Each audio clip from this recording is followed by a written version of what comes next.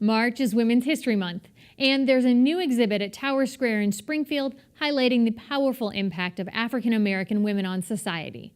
Of course, there's Rosa Parks, who refused to give up her seat on a bus in Montgomery, Alabama to a white passenger.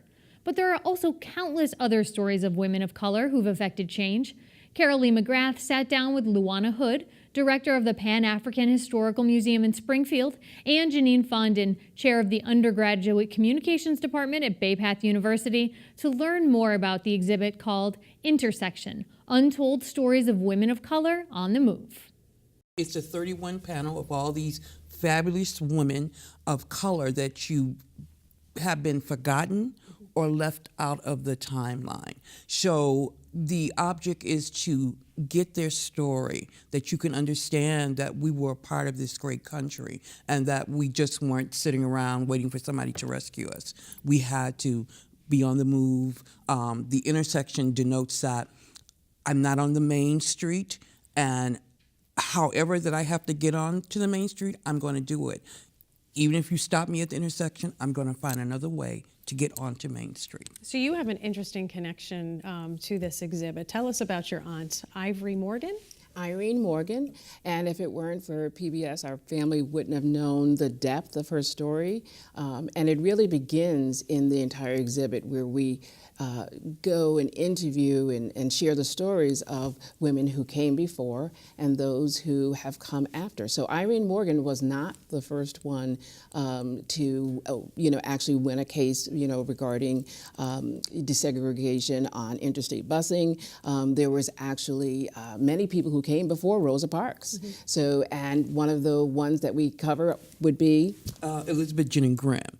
Elizabeth Jennings Graham was from New York City. This is 1854. Her father was William Jennings. William Jennings is the first African American to receive a patent, and he got a patent for the dry scourge. He was in the dry cleaning business, and she was on her way to church. And at that particular time in New York, they had the horse-drawn trolleys. They could let you on if they wanted to, or they didn't have to because it was privately owned. And she's all dressed up, and she wants to get on, and the man says, "Get off." She says, "No, I got to go to church." So he gets to the police, and he pulls her off, and he says to her, "Now go home and fix that little dress you got." And she didn't go home. And she says, "No, I'm not going home. I'm going to my daddy." And she went and told her father what had happened to her. Her father went and got Chester A. Arthur for the attorney who becomes the 21st president of the United States of America. Needless to say, she won that case. So hence you have Elizabeth Jennings Graham, you have my aunt Irene Morgan, who and what also year was that? 1946. 1946. Yes. And as you will see as you go through the PBS files, you'll see her story that was including some pieces that came before the Freedom Riders. So again, then we have Rosa Parks. So there are many women who came before and we haven't heard their stories. And just like your grandmother, who's also in the exhibit. Yes, my grandmother is Dr. Eloise Franklin. She was a woman before her time. If she was 5 feet, She'd be tall. tall. But she was fearless. She was an international, national evangelist. She was a state mother in the Church of God in Christ. And when my grandfather passed in 1969, she took over the helm of the church, which was wasn't a thing for a woman to do. And she believed that God could use a man as well as he could use a woman. So, and she led it successfully until her death in 1985. So this exhibit actually kind of dovetails another event that you have coming up in March. Tell us about that. So the exhibit, The Intersection, is now on view at PAMUSA in Tower Square, second floor, where you can see the entire exhibit.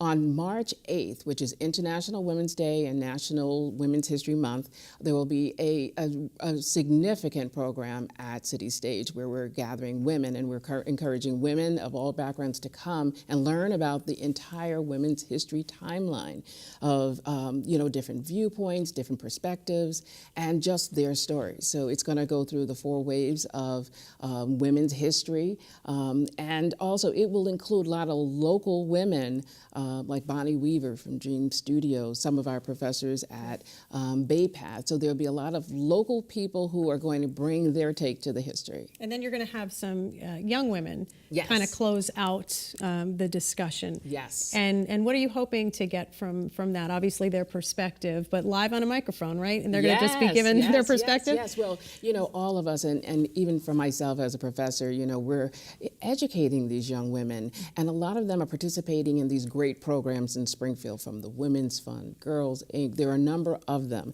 And what we're hoping is that we will hear from a lot of those young women, to get on the microphone, kind of town meeting style, to share, just some of their thoughts about where we're headed. And they're going to be guided by people who are the leaders of their programs and so forth. But we want them to know that the timeline is now beginning with them. Right. And obviously you're going to have differing opinions, because in the women's movement you have people who might be more to the right, might be more to the left.